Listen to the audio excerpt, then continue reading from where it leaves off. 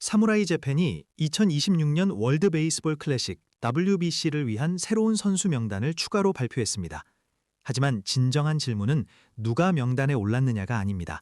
일본이 어떤 방식으로 승리할 준비를 하고 있는가 하는 것입니다. WBC 2026은 평범한 대회가 아닙니다. 일본은 현 챔피언이며 그들에게 가해지는 압박은 단순히 결승에 진출하는 것을 넘어섭니다.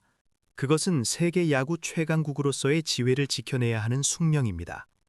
지난 대회에서 오타니 쇼헤이가 보여준 드라마틱한 피날레 이후 일본은 이제 단순한 승리가 아닌 완벽한 지배를 요구받고 있습니다.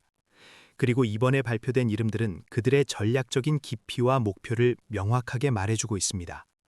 사무라이 재팬은 이제 WBC 최종 로스터의 3분의 2에 가까운 선수들을 공개했습니다. 명단은 MLB 스타들과 NPB의 핵심 기동들, 그리고 국제 경험이 풍부한 베테랑 투수들이 조화롭게 섞여 있습니다.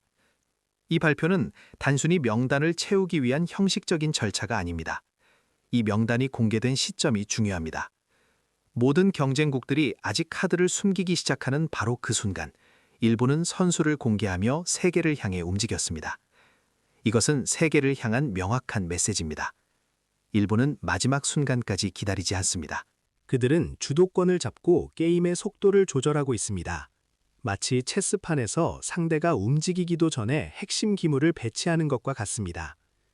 이는 상대방, 특히 미국이나 도미니카 공화국 같은 강팀들에게 우리는 이미 준비를 마쳤고 당신들의 전략을 읽고 있다고 선언하는 것과 다름없습니다.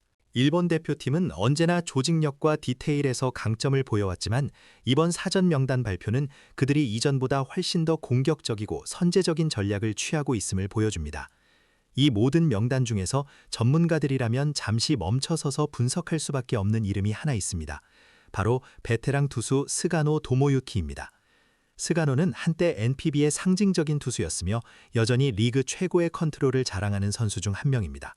그는 이미 메이저리그 진출을 고려했을 정도로 높은 수준의 투구를 선보였고 국제적인 투구의 리듬, 큰 무대의 압박감, 그리고 단판 승부의 긴장감을 몸소 이해하고 있습니다.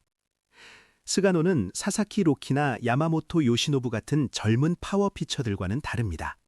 그의 강점은 최고 구속이 아니라 안정성과 노련한 경험에서 나옵니다. WBC 같은 단기 토너먼트에서 특히 8강이나 준결승 같은 결정적인 경기에서 경험 많은 투수의 안정감은 젊은 투수의 폭발력보다 훨씬 중요한 가치를 가질 수 있습니다. 2023년 대회에서 다르비슈 유가 보여줬던 리더십과 유사하지만 스가노는 완벽하게 컨트롤된 투구와 다양한 변화구 레퍼토리로 상대 타선의 템포를 잠재울 수 있는 능력을 가졌습니다. 스가노의 기용은 일본이 단순히 화력 경쟁보다는 안정성과 투부 깊이를 우선시하고 있다는 명확한 신호일 수 있습니다. 그들은 10대 2로 압도적인 승리를 거두는 것보다 어떻게든 3대 2로 팽팽한 승리, 즉 이길 수밖에 없는 경기를 만드는 데 집중하고 있는 것입니다. 그는 아마도 선발 로테이션의 2선발이나 혹은 승부의 분수령이 될 경기에서 불펜의 핵심적인 안정축으로 활용될 것입니다. WBC는 단 7경기 혹은 길어야 8경기로 모든 것이 결정되는 살얼음판입니다. 한 번의 실수는 곧 탈락을 의미하죠. 이러한 압박 속에서 스가노의 냉정함과 국제 경험은 젊은 에이스들이 흔들릴 때 팀의 단역할을 해줄 것입니다.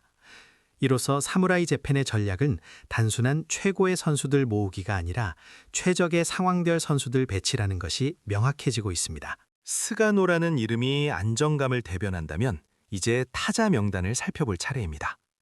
흥미롭게도 사무라이 재팬은 MLB 스타들의 전적으로 의존하는 전략을 택하지 않았습니다. 오히려 그들은 일본 프로야구에서 검증된 특정 역할에 최적화된 선수들을 대거 호출했습니다. 이는 매우 의도적인 전략적 선택입니다.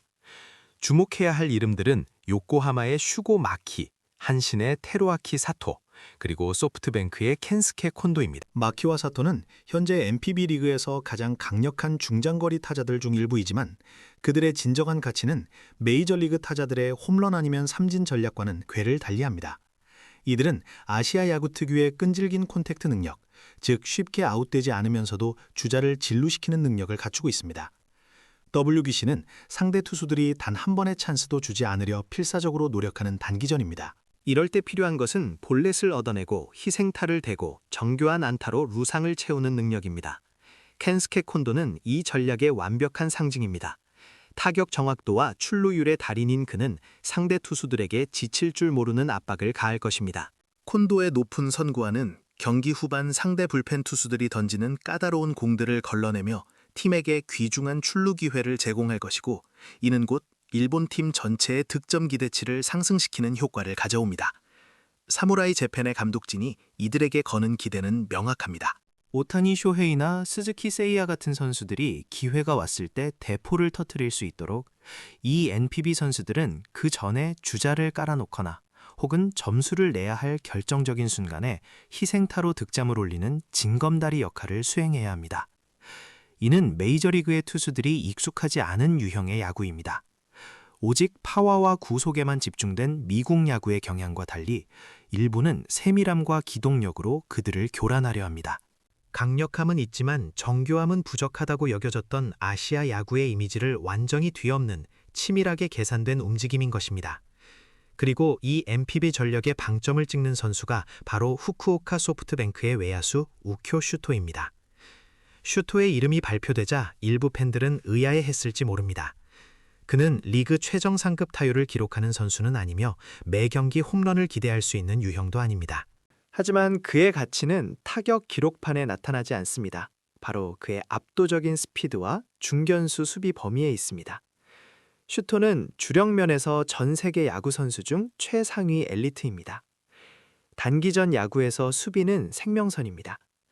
투수들이 불안할 때 넓은 외야를 커버하며 뜬 공을 잡아내는 슈토의 존재는 젊은 투수들에게 엄청난 심리적 안정감을 줍니다. 상대팀의 장타를 단타로 막아내는 능력, 이는 수치화하기 어렵지만 승패에 결정적인 영향을 미치는 요소입니다. 더 중요한 것은 베이스러닝입니다. WBC 같은 단기 토너먼트에서 경기는 종종 1점 차 승부로 귀결됩니다. 투수들이 모든 것을 걸고 던질 때 정직하게 장타로 점수를 내기는 어렵습니다. 이때 슈토 같은 선수는 뜬금없는 도루 하나 혹은 상대 수비의 실수를 유발하는 과감한 주루 플레이 하나만으로 경기의 흐름을 완전히 뒤집어 놓을 수 있습니다. 감독은 슈토를 주루 9번 타자나 후반 대주자 혹은 수비 강화를 위한 대수비로 활용할 것입니다. 하나의 도루가 곧 한 점이 되고 한 점이 곧 승패를 가르는 이 잔인한 무대에서 슈토의 발은 전략 핵무기와 같습니다. 실제로 WBC에서는 단 하나의 도루가 토너먼트 전체를 결정지을 수도 있습니다. 득점이 쉽게 나오지 않는 상황에서 상대 배터리의 집중력이 흐트러진 틈을 다 2루를 훔치고 다음 타자의 땅볼에 홈까지 파고드는 능력. 이것이 바로 일본이 WBC에서 보여줄 스몰볼의 정수입니다. 이제 사무라이 재팬이 그리고 있는 전략적 윤곽이 명확히 드러나고 있습니다. 그들은 단순한 폭발력보다 투수진의 깊이, 그리고 수비와 주루 플레이에 최우선을 두고 있습니다. 이는 미국이 압도적인 화력에 도미니카 공화국이 개인 기량과 감정에 의존하는 것과는 완전히 대조적입니다. 일본은 통제를 선택했습니다. 그들은 10대 2로 화끈하게 이길 필요가 없습니다. 그들이 원하는 건 단지 가장 결정적인 순간에 3대 2로 승리하는 것입니다. 새롭게 발표된 명단은 단순한 선수 명단이 아닙니다. 이는 전 세계 야구계에 보내는 명확한 메시지입니다.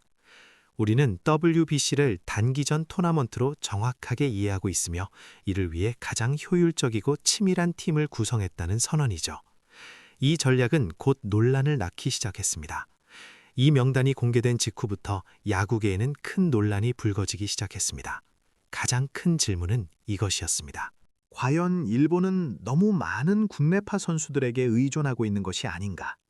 이미 메이저리그에서 활약하는 월드클래스 선수들이 질비한데 경험이 풍부하지만 이제 전성기가 지난 베테랑 NPB 선수들, 그리고 국제 무대에서 검증이 덜 된 젊은 국내파 포수와 내야수들을 대거 포함시킨 것이 과연 우승을 위한 최적의 조합이냐는 의문이었습니다. 일각에서는 이 명단이 선수들에게 주는 보상의 성격이 강하며 정작 WBC라는 단기 토너먼트의 냉혹함을 간과한 채 인기와 베테랑 예운에 치우쳤다는 비판까지 나왔습니다. WBC는 단 한 번의 실수가 탈락을 의미하는 무대입니다. 실험할 시간이 전혀 없으며 한 경기를 삐끗하면 모든 것이 끝납니다. 이런 상황에서 오타니 쇼헤이, 다르비슈 유 같은 초특급 스타들의 역할을 분산시키면서까지 안정성에 집착하는 것이 옳은 전략인지에 대한 논쟁은 뜨거울 수밖에 없었습니다. 그러나 사령탑의 입장에서 이 명단을 자세히 들여다보면 이 모든 논란에 대한 명확한 해답을 찾을 수 있습니다. 감독은 이 명단을 보상이 아닌 심리 테스트의 장으로 활용하고 있습니다. WBC는 기량의 싸움 이전에 심장의 싸움입니다. 아무리 뛰어난 재능을 가진 선수라도 조국의 운명이 걸린 준결승, 결승 무대에서 관중의 함성과 전 세계의 시선이라는 압박감을 이겨내지 못하면 무너집니다. 사령탑이 토모유키 스가노 같은 베테랑 투수들을 중용하는 이유는 그들이 짊어져야 할 중요한 순간의 무게를 이미 알고 있기 때문입니다. 젊은 에이스가 3회에 흔들릴 때 혹은 7회 승부처에서 한 점차 리드를 지켜야 할 때 가장 필요한 것은 구속이 아닌 안정적인 구위와 담력입니다. 스가노는 그 담력을 대변하는 존재입니다. 마찬가지로 우쿄 슈토 같은 엘리트 주자가 엔트리에 포함된 것은 단순한 발빠른 외야수가 필요해서가 아닙니다. WBC에서는 선발 투수 한 명의 부진보다 1루에서 2루로 가는 주루 플레이 하나가 경기의 흐름을 완전히 뒤바꿀 수 있습니다.